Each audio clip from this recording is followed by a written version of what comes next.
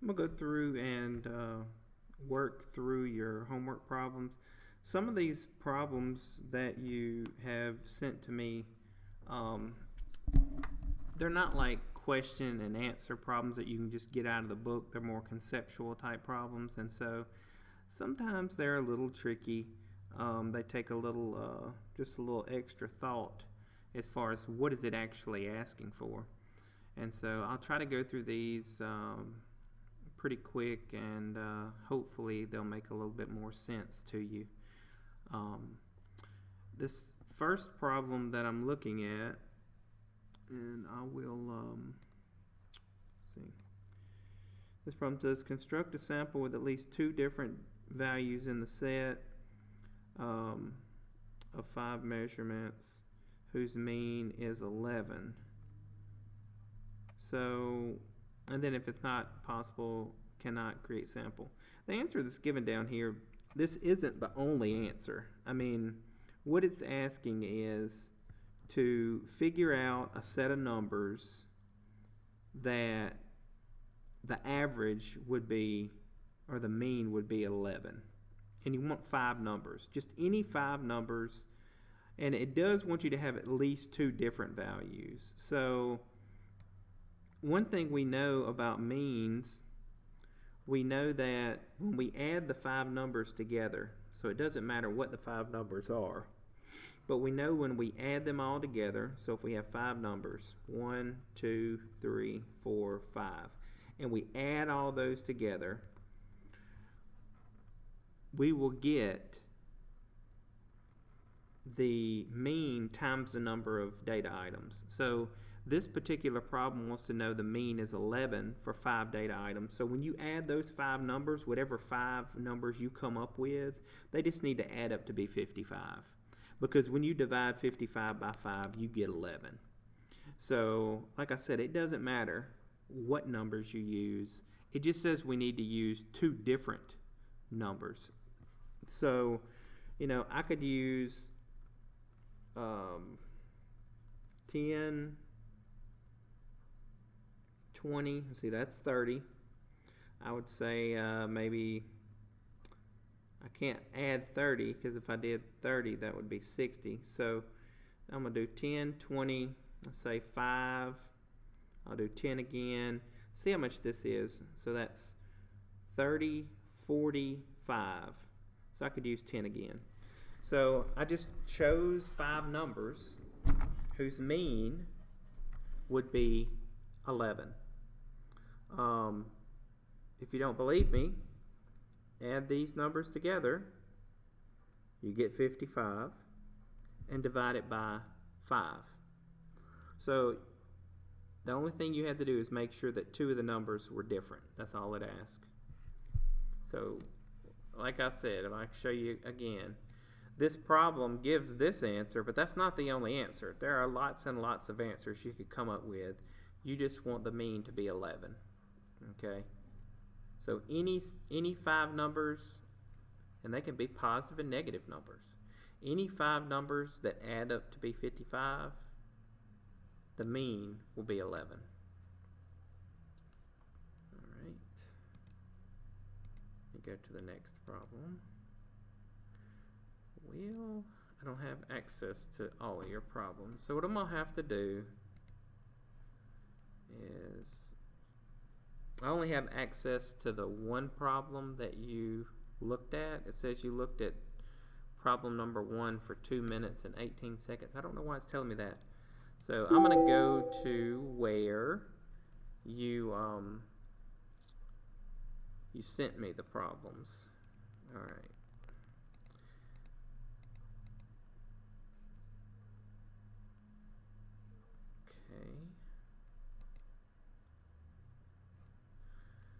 So here's one problem that you sent me. I might have to turn this around somehow. Let me see if I can do that.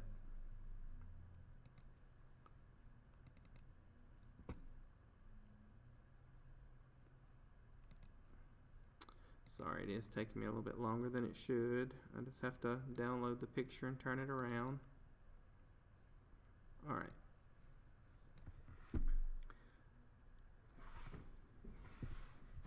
All right, construct a sample with at least 2 different values in the set of 5 measurements whose variance is negative. Remember, variance has to be a number so that you can take the square root of it, because the square root of the variance is the standard deviation, right? That's the definition of variance. You know, this is sample variance, and this is sample standard deviation. And so if you take the square root of the sample variance, you get the sample standard deviation. So could we have a number that's negative that we could take the square root of and get a number? No, you can't take the square root of a negative number. So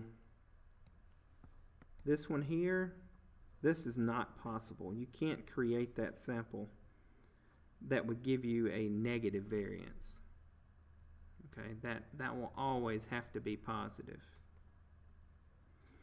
And another way you can think about that, what is the formula for sample variance? It's summation of x minus x bar squared divided by n minus 1.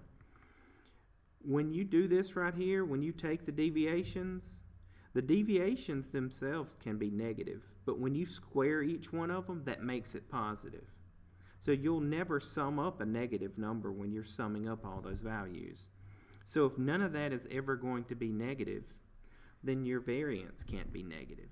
Just 2 different ways to think about it. All right, I'll pull up the next problem. Again, I was going to go through them all, but it won't let me access them if you haven't opened up the, I guess it's the actual homework problems. But I can look at these problems that you sent to me. All right, construct a sample of 3 measurements whose mean is negative 15. And we need to remember at least 2 need to be different. So if the mean is negative 15 and you want 3, so we want to add up 3 numbers such that when I divide by 3, I get a negative 15. That's what your problem says. So the 3 numbers I put in here, if I add them up and I divide by 3, I need to get negative 15. Well, so that means that when I add these up, they have to add up to be negative 45. When I take the sum of the any 3 numbers, it doesn't matter what they are, if their sum is negative 45 and there's 3 of them, the mean has to be negative 15. So I'm going to say, how about I say negative 15, and then I'm going to need to break up, that would leave me with negative 30 left, so I'll say negative 10 and negative 20. If you add those 3 numbers together, you get negative 45. To find the mean, you would simply divide that by 3. So that gives you a mean of negative 15, and that's what your problem was asking. Your problem was asking to come up with 3 numbers whose mean is negative 15.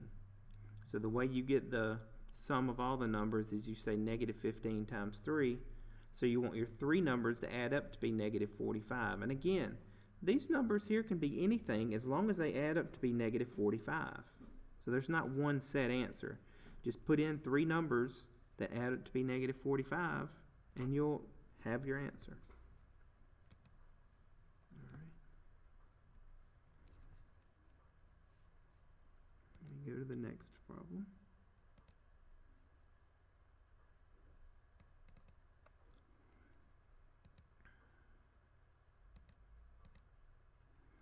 All right, construct a sample of 5 measurements whose median is equal to the mode. All right, so it says at least 2 different values as well. And we need the median equal to the mode. So can we do that? That's going to be, and think about what is the median and what is the mode, and want them to be the same. And we have 5 data items. All right, so if you have 5 items, the one in the middle is going to be the median. So just make it anything. I'll make it 10. Well, we want the mode to also be 10. That just means that I want 10 to occur the most times. That's what the mode is, right? The number that occurs the most times.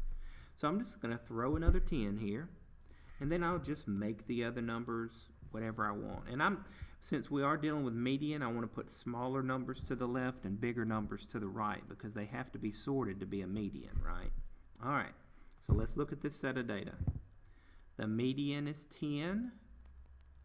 The mode is 10 because it occurs the most number of times. And the only other stipulation that the problem had is it said that we wanted at least 2 different values. So we have 4 different values there, right? 2 10s, a 3, a 12, and a 15. Okay. All right, look at the next problem.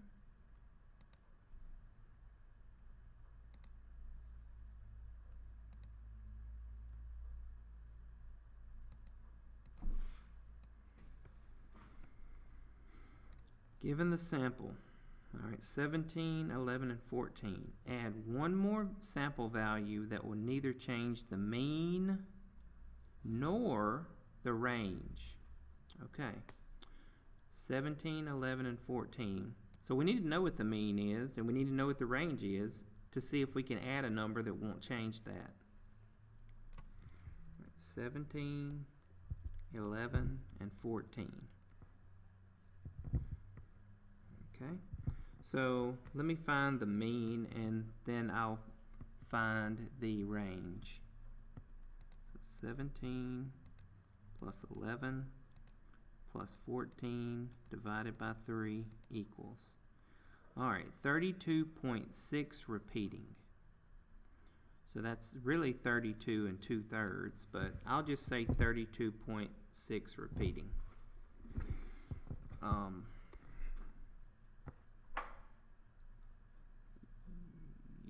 Let me double check that. I just don't want to mess up. 17 plus 11 plus 14 divided by 3. Well, I did mess up. Let me do triple check now. 17 plus 11 plus 14 divided by 3. Alright, so I did mess up the first time. The mean is 14. Okay, so this is an x value, this is an x value, this is an x value, so x bar, my mean, is what? 14. Okay. So I want to add an item that would not change the mean or the range. Well, what's the range? Okay. The range is the biggest data item minus the smallest data item. So that's going to be 17 minus 11, which is 6.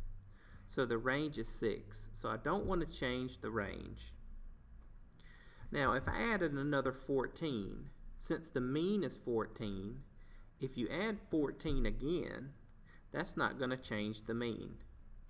If you don't believe me,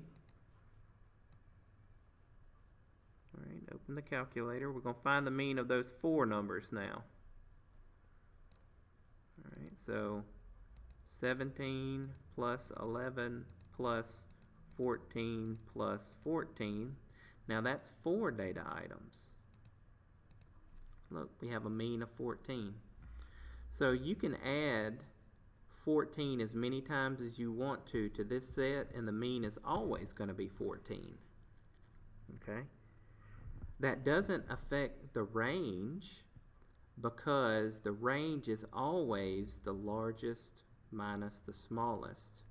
And 14 is between the two. It's neither the largest nor the smallest. So it's not going to change the set. It's not going to change the range of the set. So adding a 14 and having 4 data items isn't going to change the mean, and it isn't going to change the range.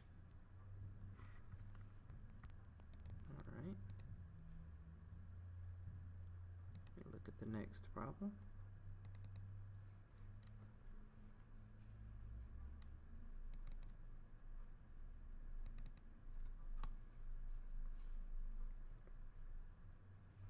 Okay. My computer's going a little crazy. Let me give it a second. All right. Construct a sample with at least 2 different values in the set of 3 measurements whose mean is -15. All right, this is the same as the one before.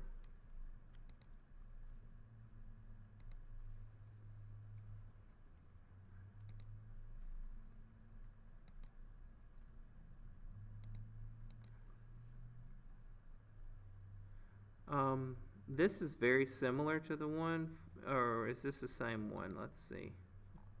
Yeah, this was the same one where the mean was 11. I think you sent me an email and told me that some of them were the same, so that was definitely one of those that was the same.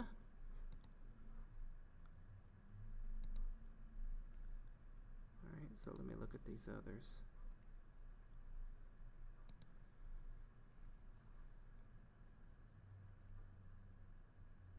Variance is negative. Yeah, we worked that one. I know there's some tougher problems in this section too, because I had another student come by today and I helped her with the problems, and they were percentile problems.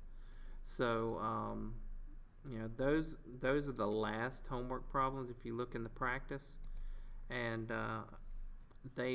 it's definitely tougher than any of the others in this section, in my opinion. Let me see if there's any way that I can pull one of those up. That way I can try to explain that to you. So I do need just 1 second while I search for it though.